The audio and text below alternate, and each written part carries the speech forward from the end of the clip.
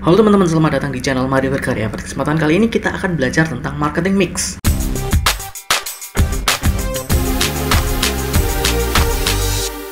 Marketing mix atau baruan pemasaran itu adalah salah satu strategi marketing untuk mengejar profit dengan menggunakan tools atau komponen-komponen marketing seperti 7P atau 4P atau 3P. Sebenarnya ini adalah singkatan. P itu adalah tools-tools yang akan kita gunakan dalam marketing. Tapi aku akan lebih banyak bahas ke 7P karena 3P dan 4P itu adalah bagian dari 7P. Sebelum masuk ke P yang pertama, jangan lupa untuk klik tombol like-nya, kemudian subscribe channel ini biar kalian tahu kalau misalkan ada video baru tentang bisnis online, kerajinan tangan dan lain sebagainya di channel ini. Oke, thank you. Masuk ke P yang pertama adalah P, produk. Produk di sini ya tentu saja produk yang kita hasilkan atau produk dari supplier kita. Intinya produk apa yang kita jual. Nah, produk ini bisa kita tingkatkan kualitasnya dan bisa kita tingkatkan keunikannya. Peningkatan kualitas dari produk ini akan menggait customer lama, akan mempertahankan customer lama. Jadi mereka bisa repeat order, bisa beli lagi karena kualitasnya bagus. Dan hubungan kita dengan customer akan semakin baik. Dan yang kedua adalah keunikan produk ini bisa kita tingkatkan untuk menggait customer baru. Kalau misalkan produk itu semakin unik, customer akan bertanya-tanya, akan lebih tertarik lagi dibandingkan dengan produk yang biasa saja. Oke, itu dari sisi 1P yaitu produk. Kemudian P yang kedua adalah price atau harga.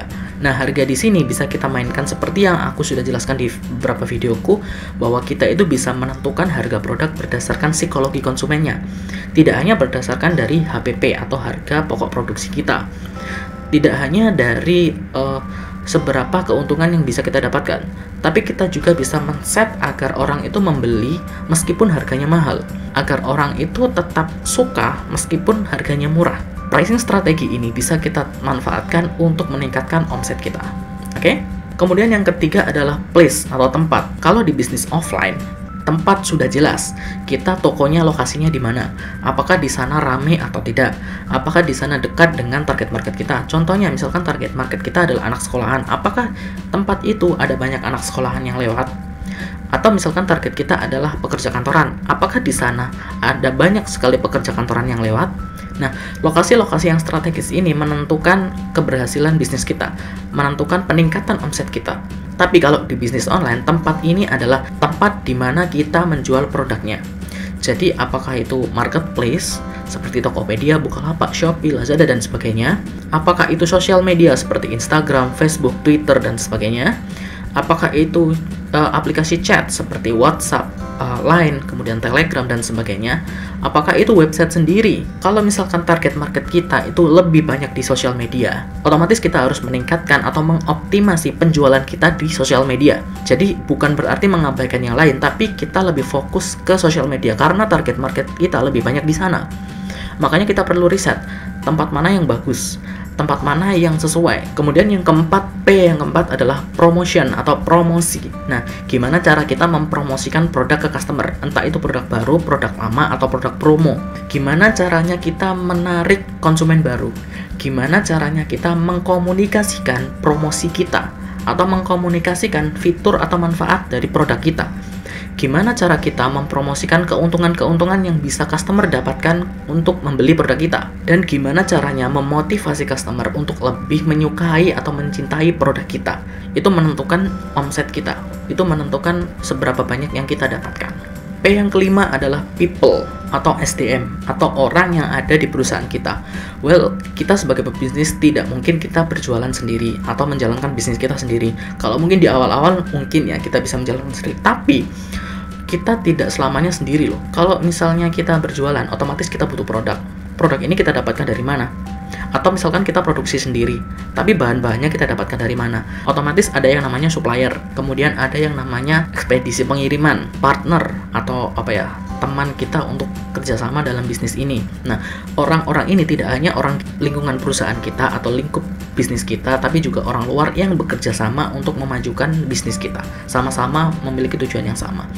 Nah, SDM ini juga pengaruh ke omset kita. Kalau misalkan SDM di internal kita saja itu tidak baik, misalkan di bagian produksi ternyata dia sering melakukan kesalahan sehingga banyak produk yang cacat. Maka saat dikirimkan ke customer akan kecewa karena produknya cacat.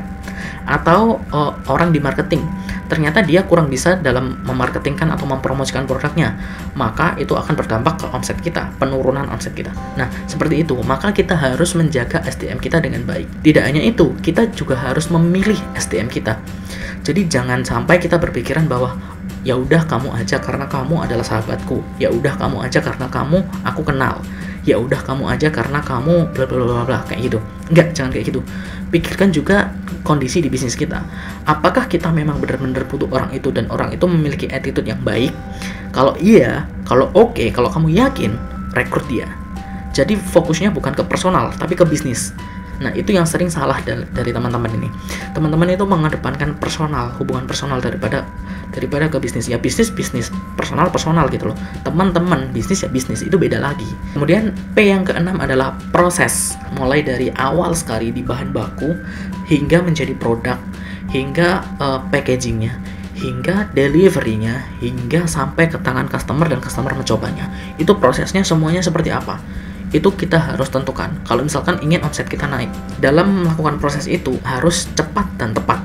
Jangan hanya cepat saja. Kalau misalkan cepat saja tapi ada miss di beberapa bagian, misalnya di produksi miss, atau di pengiriman miss sesuatu, maka produk yang tersampaikan ke customer itu nggak akan maksimal. Makanya kalian harus memperhatikan proses ini. Jadi marketing itu seperti yang aku bilang tadi, tidak hanya gimana caranya kita mempromosikan produk kita ke orang lain atau mengkomunikasikan produk kita ke orang lain. Nggak hanya itu hanya satu P tadi, di promosi. Tapi ada PP yang lain, termasuk proses ini yang harus kita perbaiki dalam bisnis kita. Oke? Kemudian P yang terakhir yaitu physical evidence. Jadi tampilan fisiknya.